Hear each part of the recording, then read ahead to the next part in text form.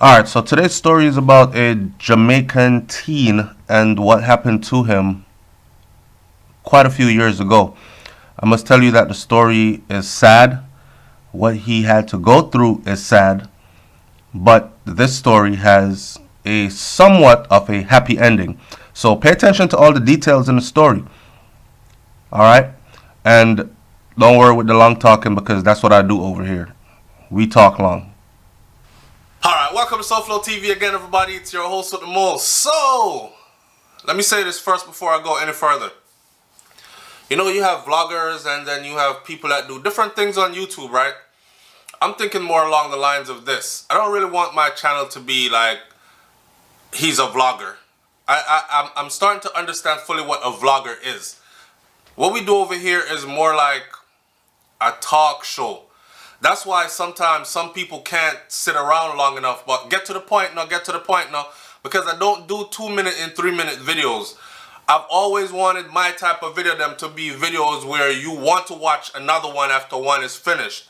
And it's so much substance that you can fix a drink, sit down after a long hard day's work, roll up a spliff if you're burning a spliff, all kind of something like that, just sit in, right, and take in the material. And even talk back to the screen sometimes, say, no, SouFlo man, I have to grab my phone and comment on so and so. Interactive, right? Something like a talk show. That's what we're working on over here, and that's what I'm hoping that it's received as. Anyway, it's one thing to go to jail for murder. It's another thing to be accused, tried, and convicted of murdering your own mother. So, today's story now says New York man with Jamaican roots cleared of mom's killing 30 years later. Now, if you can imagine this as the headline for the newspaper and you are 16 at the time, look at the headline. Now, here he is today compared to what he looked like when he was arrested. One thing I don't understand is how come no drug tests were done on this teen, yet he was convicted, tried, accused, convicted, sentenced, all that time in prison for killing his own mom, claiming that he was a crack addict and needed money to pay his crack dealer, but the doggone drug test. No drug test was ever done on him. 30 years later. I'm telling you, some of the people that we walk around saying, yeah man, him guilty, them for dash him way. And you hear people saying, no, that don't look right because this don't add up and that don't add up. Sometimes we need to chill and just look, step back, subtract emotions, and actually look at what's going on in front of us. Anytime there's a murder, a life is taken, people are emotionally invested. And a lot of the times we are quick to convict because we want justice. We want justice, right? But a lot of the times we are quick to convict the wrong people. Anyways, the boy name, hear me about boy, the man. The man's name is Huey Burton. He was 16 years old when he was accused of stabbing his mom to death. Let me read this for you. He was 16 years old when he's accused of stabbing his mom to death. Can you imagine that? 16 years old when you're accused of stabbing your mom to death. Then they accused him of staging the scene to make it appear as if an intruder had sexually assaulted his mother and then killed her. So you can imagine how people are looking at you. How could you stage a scene to make it seem like your mom was sexually assaulted? He must have had to do some things, right? And then to live under this for 30 years, to include serving prison time. He insisted for decades that he did not commit this crime. After 30 years, 19 of those years he spent in prison. Damn! 2 decades in prison pretty much for something you did not do. Burton was cleared of all charges Thursday after Bronx prosecutors said that they could no longer stand behind his murder conviction. So, to hear that there's been public acknowledgement, this is him, he says, to hear that there's been public acknowledgement of what was done to me, that's when I get a bit emotional. He's now 46 years old. So to be 46 years old and you spent 20 years in prison, Man, I can't even begin to imagine the psychological ramifications, the physical experiences that he endured. He was paroled in 2009. It just felt like a weight has officially been lifted off my shoulder, he said. While he had his freedom, living with a wrongful conviction of killing his mother, Kezia Burton, was just a lot to bear, he said. Prosecutors and Burton's lawyer from the Innocence Project, and let me say shout out to the Innocence Project, because since this Innocence Project has started, they have actually gotten people off death row and gotten people exonerated and gotten people let out of prison with proof that this person did not commit these crimes. It was because of the Innocence Project that I myself started saying, you know what? I'm not going to go so concrete and steel upon the death penalty. As much as I want justice, and that's one of the reasons why when we talk about Jamaica and we say, yeah man, certain crimes that we see happening, we need to have the death penalty in place and executed swiftly. And then I have to step back and say, nah, not until they're able to fix certain things, because we will probably be executing innocent people or people who have been set up to take the fall then, right? Imagine if this brother had gotten the death penalty and was executed, only to find out later that he actually did not do this. So shout out to the Innocence Project for this one. An investigation raised questions about the method police used to obtain a confession from the then 16-year-old. He had long disavowed, and about a neighbor who implicated Burton in the crime, but whom Bronx District Attorney Darcel Clark now calls a viable suspect in the killing. The neighbor is long dead. Wow. So, I no longer have the confidence that Mr. Burton's confession is reliable, Clark said outside the courts. I'm pleased that we are able to help restore his dignity. Burton, whose parents were immigrants from Jamaica, he himself was a high school student when he called 911 on January 3rd of 1989 to report that he had come home to find his mother's bloodied body in her bedroom. She was a nurse. His father was a building contractor and was visiting relatives in Jamaica at the time of the crime. Can you imagine that? Wow. Police soon honed in on their son. He had no criminal record.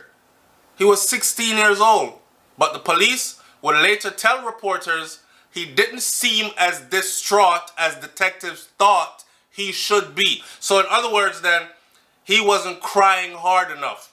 He wasn't emotional like they wanted him to be. I've been watching how these people operate, and I think I was watching some immigration stuff, and you're going through immigration, right? They're protecting their borders, I get that. But you're hemmed up in a back room in immigration because the guy is saying, like a Jamaican guy came through, and here the man to him, calm down, why are you looking so nervous? See the Jamaican man here, on his phone, he was like, me? Nervous? No, sir.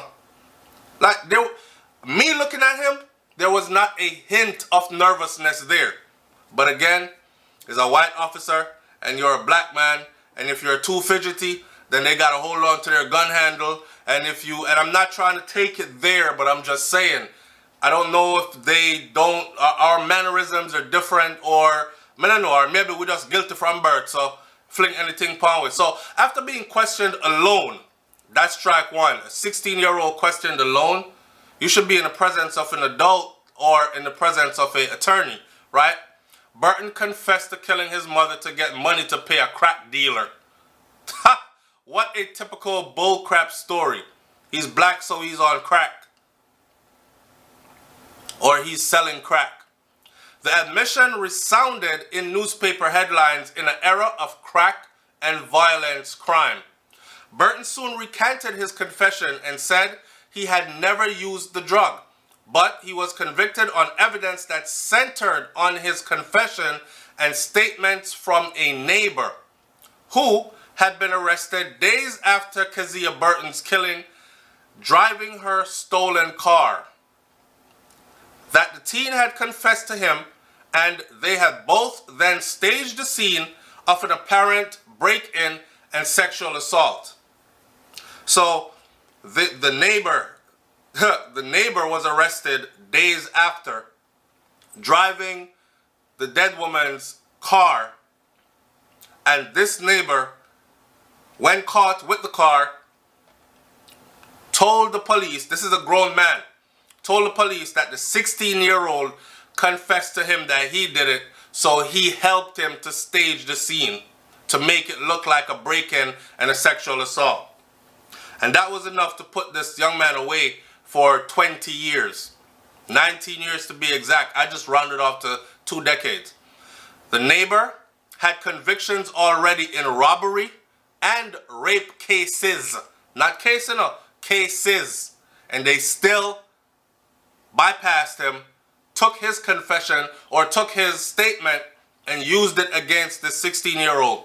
In my opinion, what that system wanted to do, and they're very quick to do it here too, trust me, what they wanted to do was they wanted to make sure that this 16-year-old did not turn out to be a productive, progressive individual in society. They purposely railroaded him. That is my feeling. Come on. Your parents are both immigrants. One's a building contractor and the other one's a nurse, a RN. You're probably more than likely, especially Jamaican parents, both still in the home, both still married, raising you. You're probably more than likely going to turn out to be something and someone good. The neighbor had conviction, not convictions, convictions in robbery and rape cases prior. And the reinvestigation turned up troubling psychological records on that same neighbor.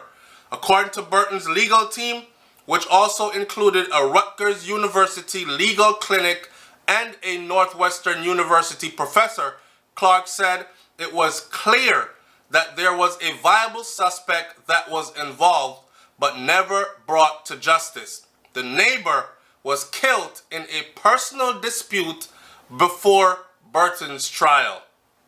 You know when them say God not sleep, don't like ugly, what goes around will come around, karma is a you know all those things. Yeah man, no deed, especially dirty deeds like these, ever go unpunished. So he didn't get prison time, but he lost his life. Burton's lawyer said that detectives with a history of getting false confessions, they were involved in another confession-based case that ended in acquittal, pushed Burton into confessing by telling him that they would help him if he did, and threatening to charge him with other crimes if he did not, among other tactics that they used on him. So you can't imagine being 16 years old, you just lost your mom, you went home and found her in that condition. You come home from school and you find your mom in that condition. You're already traumatized. The kid is probably so numb he doesn't even know whether to cry and then here you are as main suspect number one, locked inside one of those you're not getting out of here kind of rooms, and you have the bright lights on you and these people down your throat, in your face, with all kinds of accusations. I can see how this could be very intimidating, and you end up saying things that you know you didn't do it, but you can even hear yourself saying you did it. Prosecutors agreed Thursday that detectives used problematic interview techniques, now understood to make false confessions more likely. Now understood to make false confessions more likely. Though Clark had a point of saying that the methods were common at the time. It's not necessarily that they did anything wrong, and so now we know better, she said. Ha. So not only, okay, they're admitting that he's not the one that did it, but hell will freeze over before they admit that they were wrong. They railroaded a 16-year-old to prison for 20 years and that the tactics that they used were illegal. You hear what they said? It's not necessarily that they did anything wrong, and so now we just know better. I wonder if he's going to get any compensation, financial compensation. A message-seeking comment was left with the New York Police Department. The detectives involved have retired, Clark said. Burton, who works in elevator construction, said that he hopes his experience will help other people fight their wrongful convictions. Asked how he had gotten through prison, he said, by not asking how. I had to find my why. Why is this happening to me? And what can I do about it? Wow. So in the comment section, someone said, 30 years is a long time for a person who is innocent. May God go with you and give you the strength to move on with your freedom. Congratulations in your freedom back to society. Leave your comment in the comment section below. Tell me what you think about this one. And share with me if you know of any similar cases that might be happening right now or had happened in the past. Whether it's in an island somewhere, another country, or here in the U.S. If it's here in the U.S., we can probably even do a little petition to send the Innocence Project in that direction. And we might be instrumental in freeing someone that's been wrongfully convicted. You know what I'm saying? Damn, I can't imagine. And that's why I'm going to close this video by saying this. That's why I always say, never say never. I used to say never say never. You can say never, because some things I know for sure I will never do. But yeah, sometimes never say never, because certain things can reach you as an individual. And there's nothing you can do but ride that storm out. In the eye of the storm, wondering why me? How? When? Why? Can you imagine that? Year 1, year 2, year 3. And you know prisons are nice. I could only imagine all the nastiness he saw in there. I could imagine all the times he had to defend himself in there, because everyone gets tested. There's no way he did 20 years from 16 years old and just went through smoothly. So let your imagination run wild. Alright, so before we close the video out, we'll just show you a few pictures. And here are some pictures of Huey and the people from the Innocence Project. The Innocence Project has been around some 25 or so years now, and they have freed people from death row, people from life sentences. People have been wrongly convicted, have been exonerated, gotten their records cleared, and got monetary compensation from the system. And we hope the same happens for this brother as well, so he can somewhat get his life on track. It's SouFLoTV, man. I'm out. Peace.